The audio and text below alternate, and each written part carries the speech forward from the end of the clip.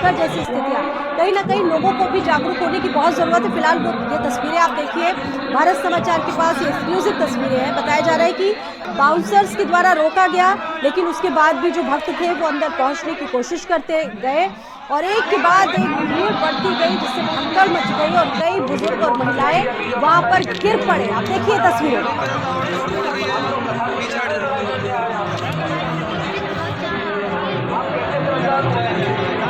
हालांकि दावे बहुत किए गए कि बहुत सारी व्यवस्थाएं वहां पर है। कथावाचक प्रदीप मिश्रा का पूरा कार्यक्रम यहां पर चल रहा था और जो समय 1 से 4 के बीच बताया जा रहा है, इस कथा पर रोजाना तमाम जिलों और दूसरे राज्यों से लगभग 1.5 लाख श्रद्धालुओं के पहुंचने की बात कही जा रही है। और इस तमाम चीजों को देखते हुए बताया जा रहा है कि वहां पर 7 पार्किंग बनाई गई हैं और 1000 पुलिसकर्मियों की। नरेंद्र मेरे साथ लगातार जुड़े हुए हैं। नरेंद्र, क्या अपडेट है, अभी क्या स्थिति है वहां पर? सब कुछ ठीक ठाक है? देखिए, फिलहाल जो वहाँ पर प्रशासन और पुलिस की टीमें मौजूद थी, उन्होंने चीज़ों को संभालने का प्रयास किया है।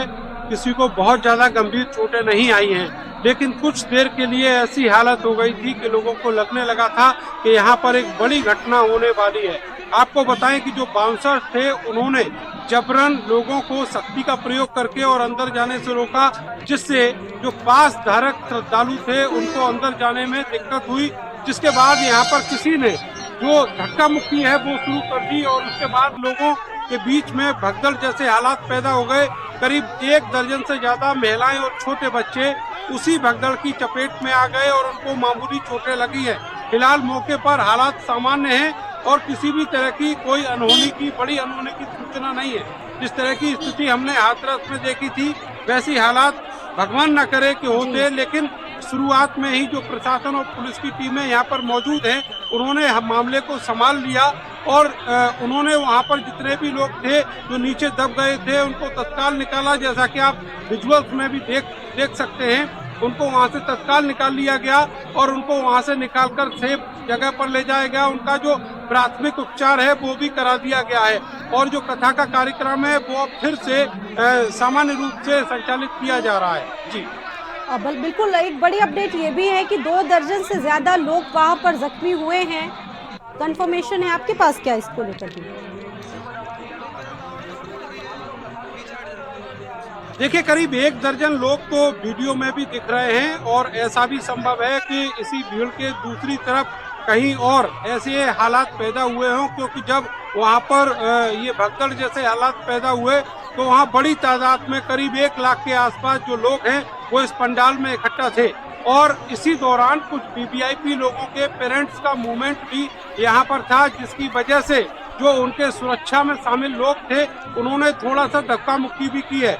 तो ऐसी स्थितियां हो सकती है, लेकिन फिलहाल जो स्थिति है कथा के पंडाल के अंदर वो सामान्य बनी हुई है और किसी भी तरह की कोई अफरा तफरी या फिर अव्यवस्था का माहौल यहाँ पर नहीं देखा जा रहा है। फिलहाल जो हालात है वो कंट्रोल कर लिए गए हैं, लेकिन थोड़ी देर के लिए जो हालात है वो जरूर बिगड़े थे। जी बिल्कुल, वक्त रहते तमाम व्यवस्थाएं संभाल ली गई, नहीं तो एक बड़ा हादसा हो सकता था। और बड़ी बात ये नरेंद्र, जिस तरीके से बता रहे कि रोजाना वहां पर 1 से 1.5 लाख लोग पहुंच रहे हैं और उस पर 1000 पुलिस वालों की तैनाती भी की गई है। अच्छा, बड़ी बात नरेंद्र ये भी है कि लोगों को भी बड़ी जल्दबाजी रहती है, लोगों को भी अवेयर होने की बहुत जरूरत है। देखिए, एक बहुत बड़ी गैदरिंग यहाँ पर है। पहले दिन से ही जो आचार्य प्रदीप मिश्रा यहाँ पर आए हुए हैं, उनके साथ ही करीब 20 से 25 हजार जो उनके श्रद्धालु साथ चलते हैं उनकी भीड़ है। इसके अलावा बड़ी तादाद में जो दुकानदार हैं उनकी भीड़ है। तो एक बहुत बड़ा लाव लश्कर है जिसकी सुरक्षा की जिम्मेदारी जिला प्रशासन और पुलिस की है।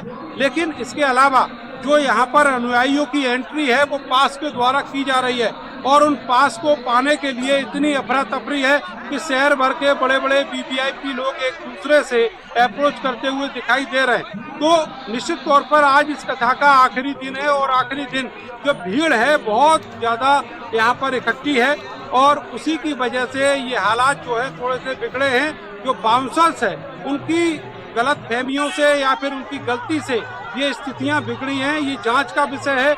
जिला प्रशासन इस पूरे मामले में जांच करेगा और पुलिस के अधिकारी जो वहां पर पहुंचेंगे वो भी जांच करेंगे। लेकिन सबसे बड़ी राहत की बात यह है कि फिलहाल जो स्थितियां हैं उनको संभाल लिया गया है, किसी भी तरह की कोई अनहोनी की सूचना अभी नहीं है। जी बिल्कुल, जो वहाँ के एसएसपी हैं विपिन ताड़ा, वो खुद हर एक मौके पर व्यवस्थाओं को देखते हैं, वहाँ पर पहुँचते हैं।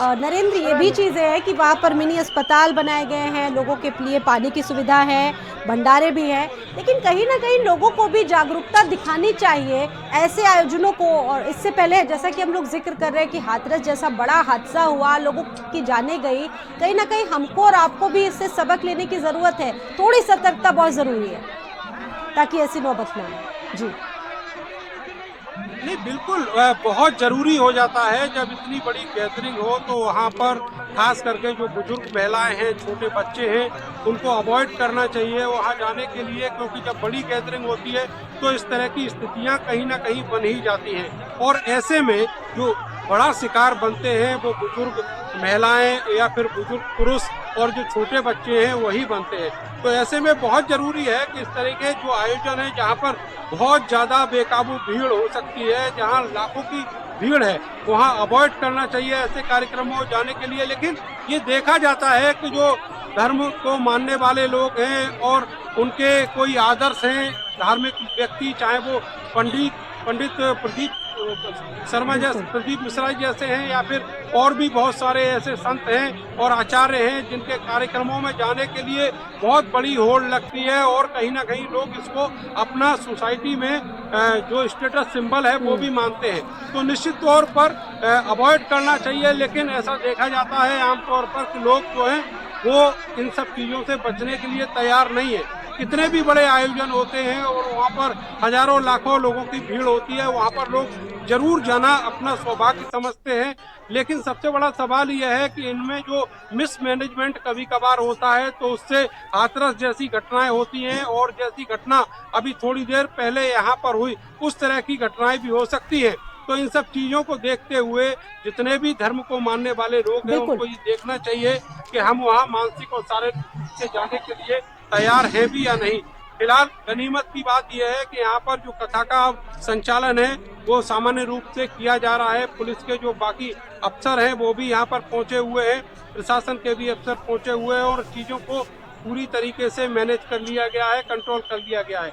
जी बिल्कुल, लेकिन आप बहुत राहत भरी बात बता रहे हैं नरेंद्र। वहाँ से जो भारत समाचार इस वक्त हमारे तमाम दर्शक देख रहे होंगे वो भी कहीं ना कहीं ये सुनना चाहते होंगे कि वहाँ पर सब कुछ ठीक ठाक है, सामान्य और बहुत बेहतर है। अभी कोई ऐसी कहा जा सकता है कोई ऐसी खबर नहीं आई जिससे कोई नुकसान हुआ हो किसी को।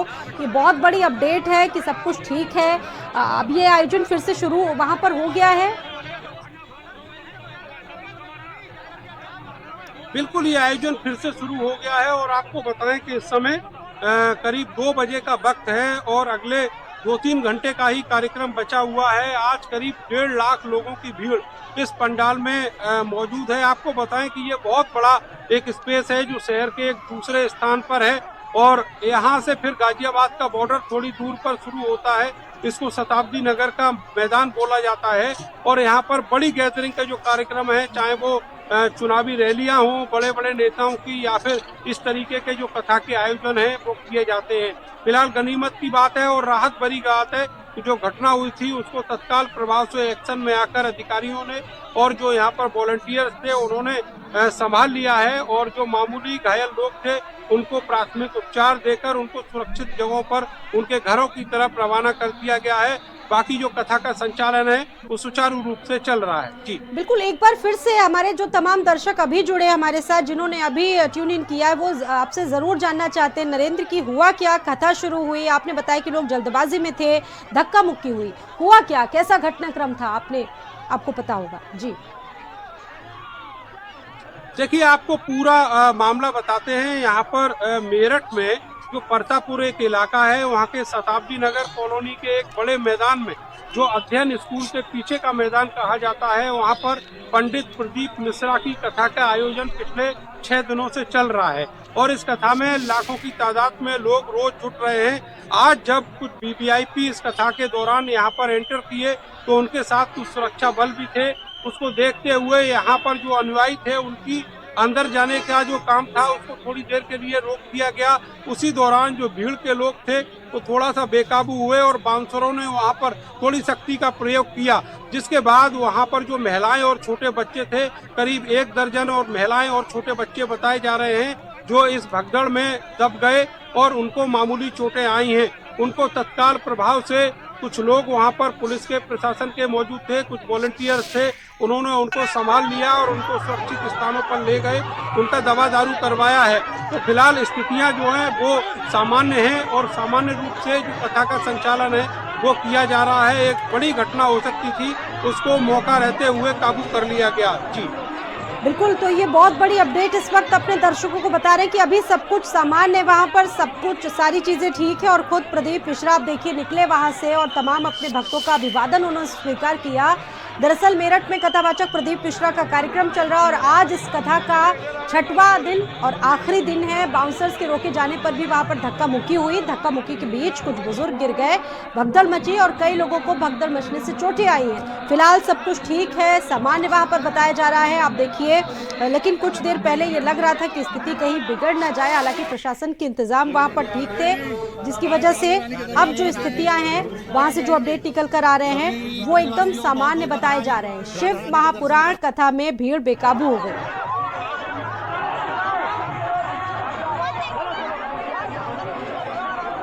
तो कई महिलाएं और बुजुर्ग जिनको हल्की फुल्की चोटें आई थी, जिनको तत्काल अस्पताल लाया गया। कथा का 6वां और कल आखिरी दिन है। नरेंद्र हमारे साथ मौजूद है। नरेंद्र, जैसा कि आप शुरुआत से बता रहे हैं कि तमाम वीवीआईपीज लोग वहां पर पहुंच रहे हैं, तमाम व्यवस्थाएं हैं, लेकिन अक्सर इस तरह के आयोजनों में कहीं ना कहीं अव्यवस्था भी हो जाती है, तमाम इंतजाम किए जाते हैं। क्या लगता है कि लापरवाही कहाँ से होती है? देखिए, इंतजाम पूरे किए गए थे। खास करके जो भीड़, जो श्रद्धालु यहाँ पर आने वाले हैं वो एक निश्चित मात्रा में रहे, उसी के हिसाब से जो पास है उनका वितरण किया गया और पास के आधार पर ही कथा के पंडाल में एंट्री की व्यवस्था यहाँ पर है। लेकिन हुआ ये था कि कुछ वीवीआईपी के पेरेंट्स जो है वो यहाँ पर आए, उनके साथ सुरक्षा कर्मी भी थे और वहाँ उस समय जो स्पेस बनाने की कोशिश की गई उससे कुछ लोग आहत हुए और वो दब गए उस भीड़ में।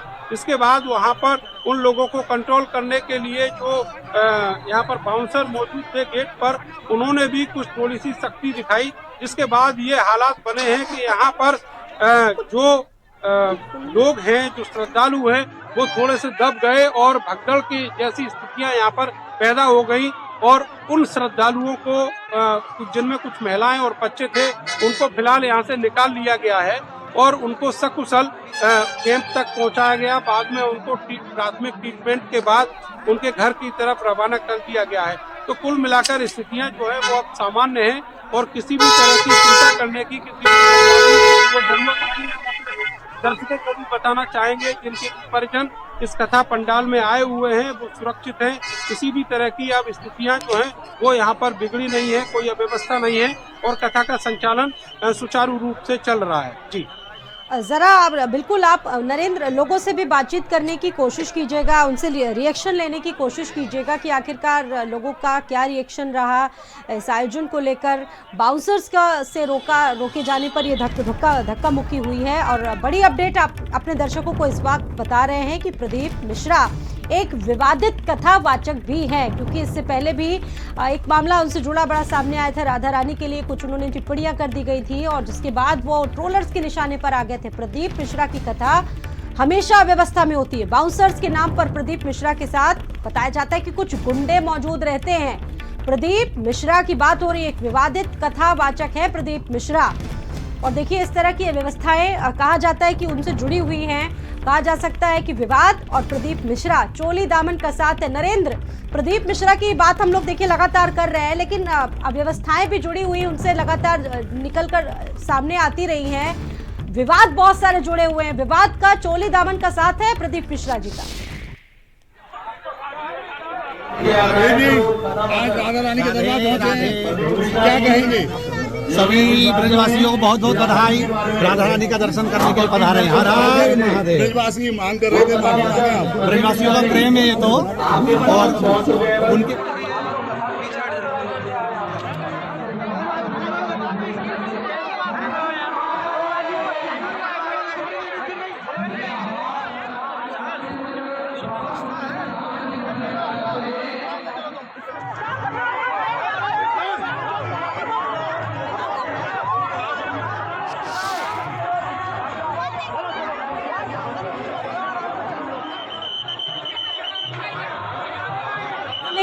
सोच रही है। बड़ी बात यह है कि इस तरह के आयोजन होते हैं, भगदड़ जैसी अगर चीजें होती तो बड़ी जिम्मेदारी किसकी बनती है, प्रशासन की या फिर वहां के आयोजकों की जिन्होंने पूरा आयोजन कराया। बड़ी बात यह है, हमारे सहयोगी बता रहे थे कि कुछ लोगों का पास बना है, उन्हीं लोगों को अंदर जाने की परमिशन दी जा रही है, लेकिन उसके बाद भी कुछ लोग ऐसे होते हैं जो जबरन घुसने की कोशिश करते हैं और उसकी वजह से भगदड़ जैसी स्थितियां सामने आती है। बताया जा रहा है कि वहां पर 8 से लेकर सुबह 8 बजे से लेकर रात 8 बजे तक जो ट्रैफिक है उसको तक डाइवर्ट कर दिया गया है। नरेंद्र, बहुत धन्यवाद आपका पूरी जानकारी देने के लिए।